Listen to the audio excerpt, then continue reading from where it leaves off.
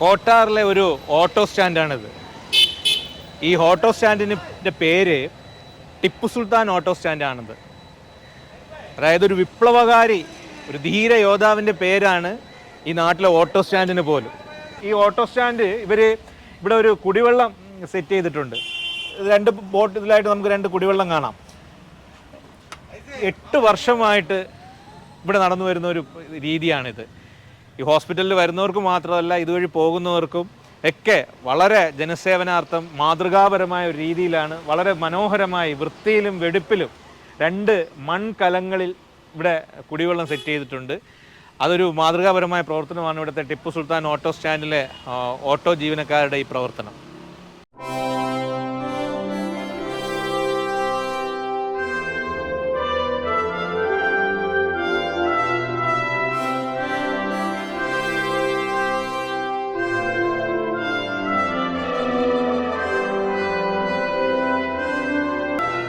Auto സ്റ്റാൻഡിൻ്റെ തൊട്ടു പുറകിലായി ഉഗാസേവ charitable trust ഹോസ്പിറ്റലുണ്ട്.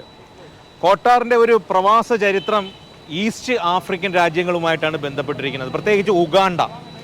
ഇതിന് തൊട്ടടുത്ത തേങ്ങാപട്ടണവും തിരുവാങ്കോടും ഒക്കെ മലേഷ്യയും സിംഗപ്പൂരുമായിട്ട് പ്രവാസ ചരിത്രം ബന്ധപ്പെട്ടിരിക്കുമ്പോൾ, കേരളം ഗൾഫ് രാജ്യങ്ങളുമായിട്ട് ബന്ധപ്പെട്ടിരിക്കുമ്പോൾ, പിന്നെ ശ്രീലങ്കയായിട്ടൊരു ചരിത്രമുള്ളപ്പോൾ, ഇവിടുത്തെ പ്രവാസത്തിന് വർഷങ്ങളോളം ബന്ധമുള്ളത് ഉഗാണ്ട എന്ന ആഫ്രിക്കൻ രാജ്യവുമായിട്ടാണ്. ഉഗാണ്ടയിൽ ജോലി ചെയ്യുന്ന, ദീർഘകാലമായി 30-40 വർഷമായിട്ട് അല്ലെങ്കിൽ പല വർഷങ്ങളായിട്ട് ജോലി ചെയ്യുന്നവരുടെ കൂട്ടായ്മ ഉണ്ടാക്കിയ അവരുടെ നേതൃത്വത്തിൽ രൂപം കൊണ്ട ഹോസ്പിറ്റലാണ് ഉഗാസേവ ചാരിറ്റബിൾ ട്രസ്റ്റ് ഹോസ്പിറ്റൽ. അത് തികച്ചും വളരെ മാതൃകാപരമായി പ്രവർത്തിക്കുന്ന ഒരു ഹോസ്പിറ്റൽ കൂടെയാണ്. സാധുക്കൾക്ക് പരമാവധി ചികിത്സ ലഭ്യമാക്കുക, ഒരു നാടിൻ്റെ ആരോഗ്യ പുരോഗതിയിൽ നിർണായകമായ പങ്കാണ് ഈ കഴിഞ്ഞ 15 വർഷമായി ഈ ഹോസ്പിറ്റൽ നിർവഹിച്ചു വരുന്നത്. ഈ കോട്ടാറിലെ ഒരു സ്പെഷ്യലായ പ്രവാസം ഉഗാണ്ട പ്രവാസം. நான் பக்கத்துல தேங்காய்பட்டினம் திருவாங்கோடுலாம் சிங்கப்பூர் மலேசியா இருந்து கேரளாவில் கல்ஃப் இன்னும் கொஞ்ச நாள் ஸ்ரீலங்காவும் இருந்து. ஆனா இங்கேருந்து உகாண்டா எப்படி ஆட்கார் போகணும்? மலையாளம் தெரியும். இங்க உகாண்டால இருந்து பாருன்னா 94ல அங்க இருந்து துபாயில ஜோலி செய்த ஆளு அங்குள்ள லிங்க் மட்டும் உகாண்டாக்கு போனாங்க.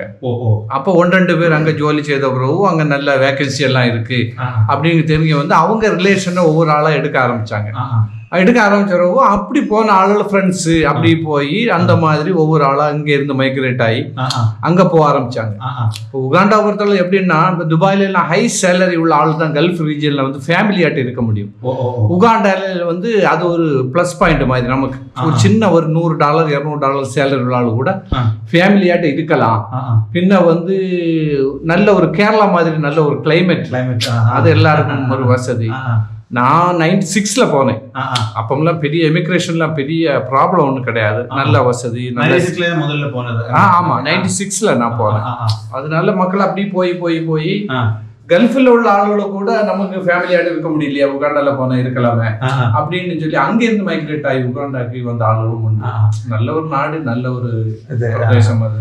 ஆனா இப்ப எவ்வளவு ஆளுங்க இங்க இருந்து உகாண்டில் இருக்கு? இப்ப என் கணக்குக்கு நம்ம ஊர்ல இருந்து ஒரு 600 பேர் மேல இருக்கும். 600. அதுல குறைஞ்சது ஒரு எபோ 300க்கு மேல ஃபேமிலியாட்டு இருக்காங்க. ஆமா, முதல்ல வந்துட்டு எல்லாருமே வந்து ஒரு ஜாப் வேலை பார்த்தாங்க, ஒரு பாஸை டிபெண்ட் பண்ணி அப்படி இருந்தாங்க. இப்ப நிறைய பேர் வந்து சொந்த பிசினஸ் பண்ணிட்டு இருக்காங்க, அந்த மாதிரி நிறைய பேர் பண்ணிட்டு இருக்காப்ல. ஆனா அந்த ஒரு மைக்ரேஷன்ல ஒரு ரிசல்ட் ஆகும் இந்த உகா சேவா. ஆமாமா, இது எப்படின்னா வந்துட்டு உகா சேவாங்கிறது என்னன்னா, முதல்ல வந்து நான் போன 96 போன உடனே இது வந்து ஸ்டார்ட் ஆயாச்சு. இது பேசிக்கா வந்து இந்த சேவாங்கிறது கல்ஃப்லியாக இருந்தது. அப்ப அங்க இருந்த எங்களுடைய ஒரு ஃபவுண்டர் யூனுஸ்னு ஒரு ஆள் வந்துட்டு, நம்ம ஏன் அங்க இப்படி ஆரம்பிக்க கூடாது அப்படின்னு சொல்லிட்டு, அப்ப வந்து உகா சேவான் Uganda social educational welfare association, அதுதான் ஷார்ட்டா உகா சேவாங்கிறது. ஏன்னா அங்க சேவான்னு ஒன்று ரெஜிஸ்டர் பண்ண உகாண்டால நாங்க ட்ரை பண்ண போது ஏற்கனவே ஒன்று ரிஜிஸ்டர் ஆயிருக்கு, லண்டன் பேஸ் ஏதோ ஒரு இது. அப்போ அதனால கூட வந்து உகான்னு ஒன்று சேர்த்துக்கிட்டோம், Uganda social educational welfare association. ஸ்டார்டிங்ல எல்லாம் வந்துக்கிட்டு நாங்கள் என்ன எங்களை எய்ம்னா அந்த பாவங்களுக்கு ஹெல்ப் பண்ணோம். இந்த கொமரு அந்த முதிர்கன்னிகளுக்கு கொமரு, எஜுகேஷன், மெடிக்கல். இப்போ ஊர்ல இருந்தும் லெட்டர் அங்கே உகாண்டாக்கு வரும். அப்போ எங்க ரெப்ரசன்டேட்டிவ் 2 பேர் இருந்தாங்க, காதர் அண்ட் ராசிக்கு. நல்ல ஒரு ஆள் ராசிக்கு உடைய இறந்து போனாரு. அந்த லெட்டர் நாங்கள் அப்போம்லாம் அந்த வாட்ஸ்அப்பு இந்த இதெல்லாம் வருதுக்கு முன்னாடி லெட்டர்லாம் அங்கே ஊருக்கு அனுப்பி அவங்க வந்து நீங்க சொன்ன தக்கல் எண்ணெயம் குளச்சல் எங்க எல்லாம் போய் விசாரிச்சுட்டு வருவாங்க. இவங்க எலிஜிபிள் தானா அப்படி லெட்டர் கேட்காங்களே. அகைன் அங்க வரும் லெட்டர். அவங்கள அப்படி கொடுத்துட்டு அப்படி இருந்த பிறகு தான் அது அப்படி கொஞ்சம் கொஞ்சமா படிப்படியா கொஞ்சம் கொஞ்சமா முன்னேறி அப்படி ஒரு நேரத்தில் நம்ம ஒரு கிளினிக்கா ஏதாவது ஒன்று தொடங்கணும் அப்படின்னு எங்க ஊர்ல இருந்து ஒரு ஆள் வந்திருந்தாரு, ஒரு ஜாக்கில இருந்த ஒரு ஆள். அப்ப அவரு மட்டும் அவர் ஒரு மார்க்க விஷயமாட்டு உகாண்டாக்கு வந்திருந்தார். ஜாக்குடைய தலைவர் கமாலுதீன் மதன். அப்ப அவருடைய அலுவலகத்துல சிம்பிளா ஒண்ணு தொடங்க, ஒரு கிளினிக் பேசல. அப்போ கிளினிக் ஃபர்ஸ்ட்ல இந்த எங்க ஏது வருஷமா இருந்து அநேகமா அது வந்து 96னா ஒரு 99 இருக்கலாம். 99 2000 அந்த மாதிரி. கரெக்டா எனக்கு எக்ஸாக்ட்லியா ஞாபகம் இல்லை. அப்போ சிம்பிளா தொடங்கணும்.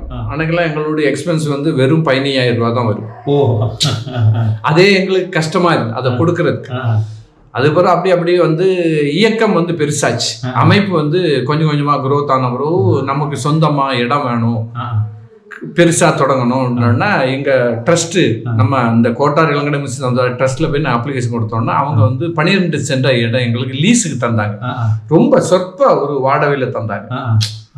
அப்ப அதுல இருந்து கொஞ்சம் கொஞ்சமா நாங்க அதை கட்டி இந்த மாதிரி கிளினிக் பேஸ்ல முதல்ல கொண்டு வந்தோம். இது எப்படி எங்களால கட்ட முடிஞ்சுன்னா, இது ஆரம்பமே வந்து எங்கள்கிட்ட பாக்கெட்ல வெறும் 0 தான், ஒன்றும் கிடையாது. அப்போ எல்லா மக்களும் வந்துட்டு கிரவுண்ட் ஃப்ளோர்ல ஃபர்ஸ்ட் ரூமை நான் கட்டி தரேன், செகண்ட் ரூமை எங்க கம்பெனி கட்டி தருது, ஒவ்வொரு ஸ்டாஃப் ஒரு கம்பெனி 4 ஸ்டாஃப் இருந்தா இந்த ரூம் 4 ஸ்டாஃப் நான் கட்டி தரேன், அந்த ரூமை நான் அப்படி பட்டி அப்படி நடந்தது. இதை டெவலப்மெண்ட் ஆகி பெருசாக்கி கொண்டு வரணும் இல்லை. ஃபர்ஸ்ட் கிளினிக் பேக்ஸ்ல இருந்து அப்போ வந்து டாக்டர் ஜாஃபர் இருக்காரு, எங்க அவர் தான் ஹெட் டாக்டர், சீஃப் டாக்டர் அவர் தான். அவர் வந்து கிட்டத்தட்ட ஃபர்ஸ்ட் அவர் வந்து படித்தது வந்து பெங்களூர்ல தான் எம்எஸ் முடிச்சார். அதெல்லாம் முடிச்சுட்டு கிட்டத்தட்ட 10-15 ஹாஸ்பிட்டலில் வேலை பார்த்து, காதராஜில் வேலை பார்த்துருக்காரு, டாக்டர் ஜெய்சனில் வேலை பார்த்துருக்காரு, அதுபோல் மெட்ராஸில் வந்து லைஃப் லைன் ஹாஸ்பிட்டலில் வேலை பார்த்துருக்காரு. அப்புறம் இப்போ வள்ளியூரில் வந்து அருள் மிஷன் ஒரு ஹாஸ்பிட்டல் எங்கெல்லாம் வேலை பார்த்துட்டு அவர் மார்னிங் வந்து கிளினிக் பேஸுக்கு சும்மா வாரேன் அப்படின்னு சொல்லி வந்துட்டு இருந்தார். அப்புறம் அவருடைய இன்ஸ்ட்ரக்ஷன் பிரகாரம் இந்த ஹாஸ்பிட்டல் வந்து நாங்கள் வளர்த்து எடுத்தது. நீங்கள் தியேட்டர்லாம் கேட்டுங்கோ, நான் வாரேன் அப்படி இப்படிங்க. அப்போ கெட்டு நம்மளோட பைசா வேணும் இல்லை. அப்போ என்ன செய்ய முடியும்னா எல்லா மக்களும் வந்து இப்படி ஒவ்வொன்றா கட்டி தரணும். ஒரு ஃபுட் ஃபெஸ்டிவல் ஒன்று நடத்தணும் உகாண்டால. ஃபுட் ஃபெஸ்டிவல் எடுத்தா ஆரம்ப காலத்துல வந்து ரொம்ப கஷ்டப்பட்டோம். ஃபுட் ஃபெஸ்டிவல் நடத்துறது எல்லாம் எங்களுடைய உறுப்பினர்களுடைய ஃபேமிலி தான் அதை வந்து ஆக்கி தந்தாங்க. இப்போ ஃபார் எக்ஸாம்பிள்லாம் ஒரு 100 பரோட்டா ஒரு ஃபேமிலி ஆக்கி தரும், 100 இடியாப்பம் ஒரு ஆள் ஆக்கி தரும், 100 தோசை ஒரு ஆக்கி தரும். அவங்க ஸ்பான்சர் பண்றாங்க, நாங்க அதை விற்போம் டிக்கெட் போட்டு.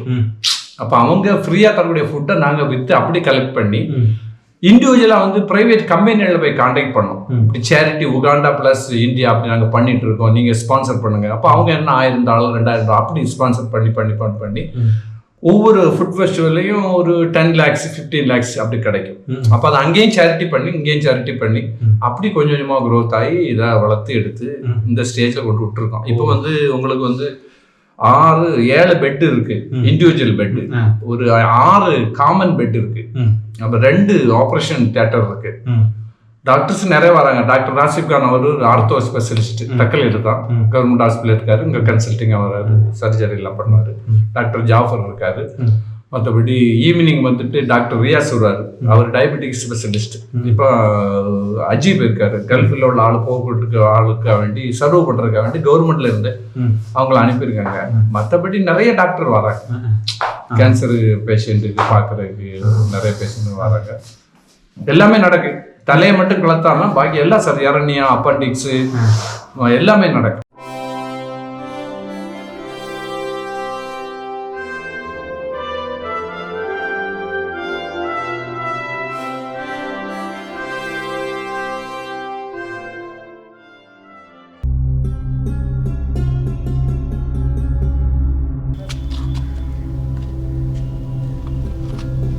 கோட்டாத்தில் இருக்கக்கூடிய இன்னொரு முக்கியமான தர்கா இந்த புன்னாலி மன்னான் ஷேக் வலியுல்லாவுடைய தர்கா. ஒரு 350-400 வருஷங்களாட்டுள்ளது. கோட்டாத்தில் பூர்வீகமாக உள்ளவங்க, நல்ல விலாயத்து தன்மைகள் உள்ளவங்க.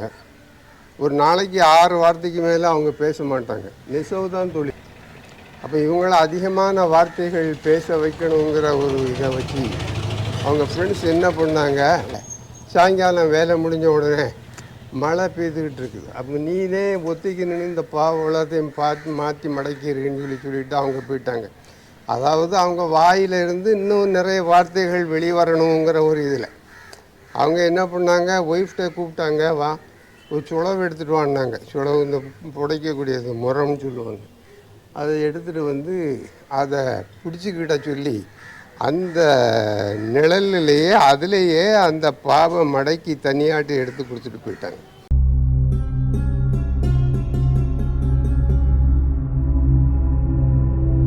பிபி ஃபாத்திமா தர்கா இவங்க ஒரு பெண் ஒலியெல்லாம்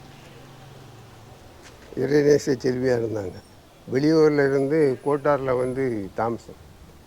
அவங்களுடைய ஹஸ்பண்டுக்கும் அவங்களுக்கும் என்ன வேலைன்னா, பழைய காலத்தில் பாவு போடக்கூடியது தானே, நெய்யக்கூடிய தொழில். ஒரு குழந்தையும் உண்டு. அவங்க நெய்துக்கிட்டு அந்த துணியை எடுத்து விற்றுட்டு வருவாங்க. அதை கொண்டு வரக்கூடிய வருமானத்தில் அந்த ஃபேமிலி நடந்துக்கிட்டு இருந்தது. போர்த்துகீஸருடைய ஆக்குபேஷன் அந்த இதில் அங்கே உட்காந்துக்கிட்டு இருந்தாங்க. அவங்க ஆக்குபை பண்ணி அந்த அவங்க டாமினேஷன் நடந்துட்டு, அந்த இராணுவ வீரர்களை வரக்கூடிய நேரத்தில் அவங்களுடைய பார்வையில் இவங்க ரொம்ப அழகாக இருப்பாங்க. இவங்களை எப்படியாவது அடைஞ்சிடணும்னு சொல்லிட்டு அவங்கள துரத்திட்டு வந்திருக்காங்க.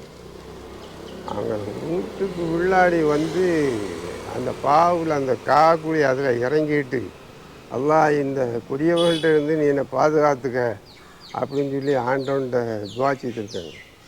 உடனே அந்த இராணுவ வீரர்கள் பார்த்துக்கிட்டு இருக்கக்கூடிய நேரத்திலேயே அந்த குழி பிளந்து அவங்கள உள்வாங்கிட்டு.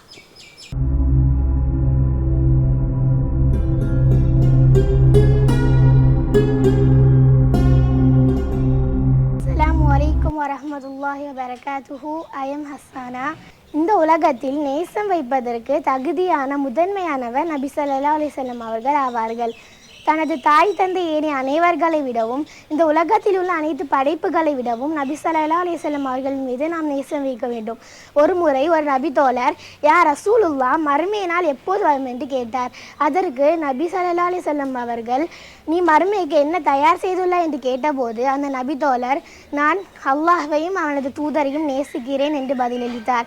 உடனே நபி ஸல்லல்லாஹு அலைஹி வஸல்லம் அவர்கள், நீ யாரை நேசிக்கிறீர்களோ அவர்களுடன் நீ மறுமையில் இருப்பீர் என்று நற்செய்தி கூறினார். இன்று நபி ஸல்லல்லாஹு அலைஹி வஸல்லம் அவர்கள் இல்லை.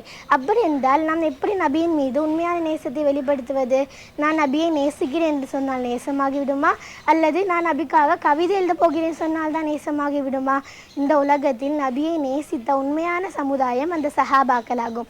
அந்த சஹாபாக்கள் எப்படி நபி ஸல்லல்லாஹு அலைஹி வஸல்லம் அவர்களின் மீது உண்மையான நேசத்தை வெளிப்படுத்தியிருப்பார்கள்?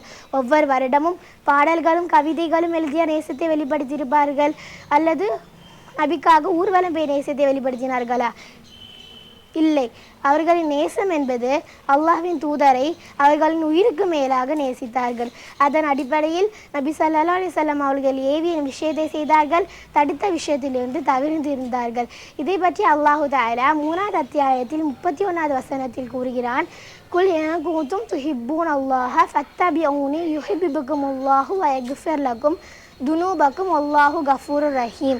நபியே, நீ மக்களுக்கு கூறுவீராக, அல்லாஹ்வின் நேசத்தையும் அல்லாஹ்வின் மன்னிப்பையும் நீங்கள் பெறணும் என்றால் நீங்கள் என்னை பின்பற்றுங்கள், அதனால் அல்லாஹ் உங்களை நேசிக்கிறான், இன்னும் அல்லாஹ் உங்களை மன்னிக்கவும் செய்கிறான். அல்லாஹ் மிகப்பெரிய மன்னிப்பாளனாகவும் மகா கருணையாளனாகவும் இருக்கின்றான். இந்த வசனத்தில் நாம் மிக சிந்தித்து பார்க்க வேண்டும். அல்லாஹு தஆலா தெளிவாக கூறுகிறான், அல்லாஹ்வின் நேசத்தையும் அல்லாஹ்வின் மன்னிப்பையும் நாம் பெறணும் என்றால் நபி ஸல்லல்லாஹு அலைஹி வஸல்லம் அவர்களை பின்பற்றுவதை தவிர வேறு வழி உங்களுக்கு இல்லை என்று அல்லாஹு தஆலா தனது திருமறையில் கூறுகிறான்.